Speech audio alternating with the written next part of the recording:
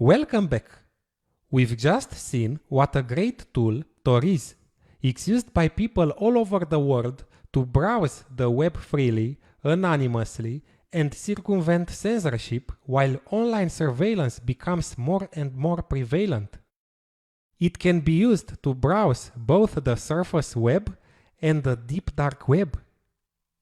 One of the first questions many users ask is if using Tor or browsing the dark web is illegal. The simple answer is that nor using Tor neither browsing the dark web is illegal. Tor is just an open network that anonymizes its users, and the onion services that run on the dark web are only applications like web, chat, or email servers.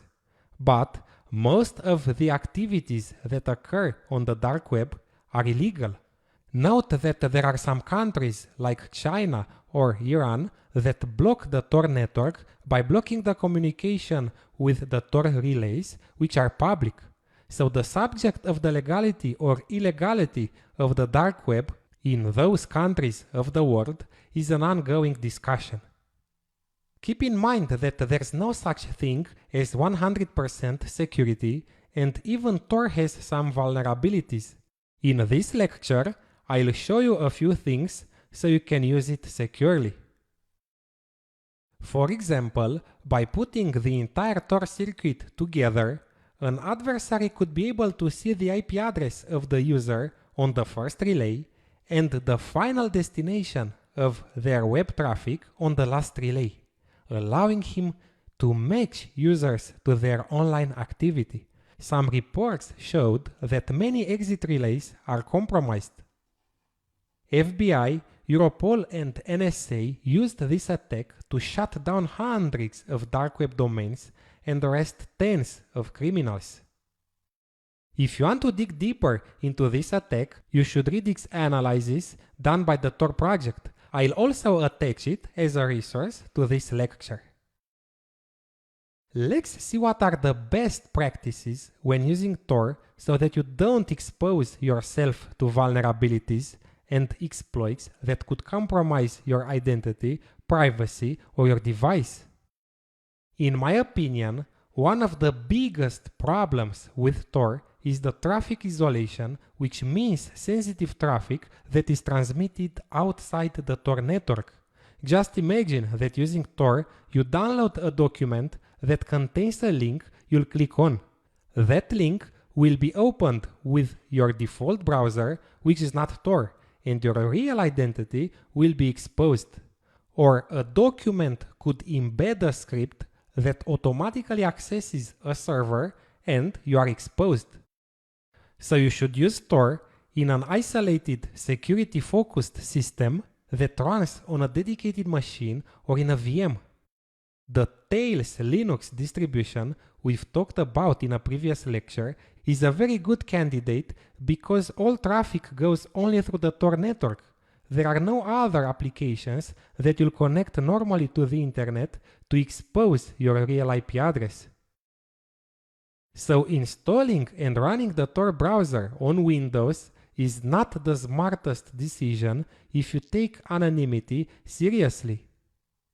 If you want to check if Tor is working and that your connections are really anonymized, you can visit this website that will tell you if you appear to be coming through the Tor network.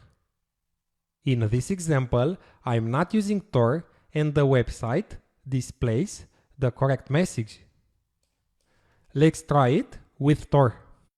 I'm opening the Tor browser and I'll paste this address in the URL bar. This is Tor and I'm pasting the address. Congratulations, this browser is configured to use Tor. Perfect. The exit relay is located in Luxembourg. A second rule is that you should not open documents downloaded through the Tor browser while you are online. Open them while you are offline or from an operating system like Tails.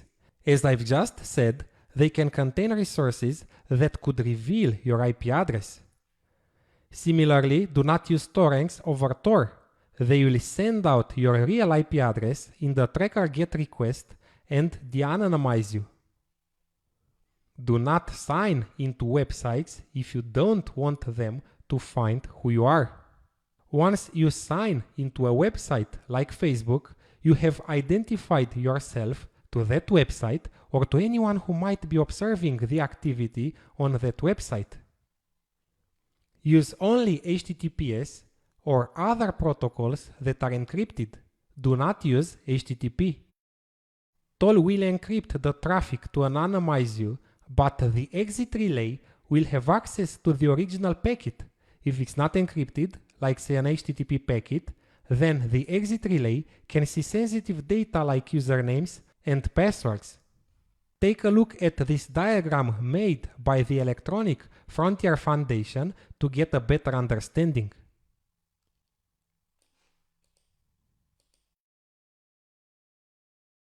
Do not visit the dark web or visit only sites you trust. The dark web is the criminal's heaven. Many sites will try to infect you with malware. Do not click on ads or random links. Change the security level of the Tor browser to safer or safest.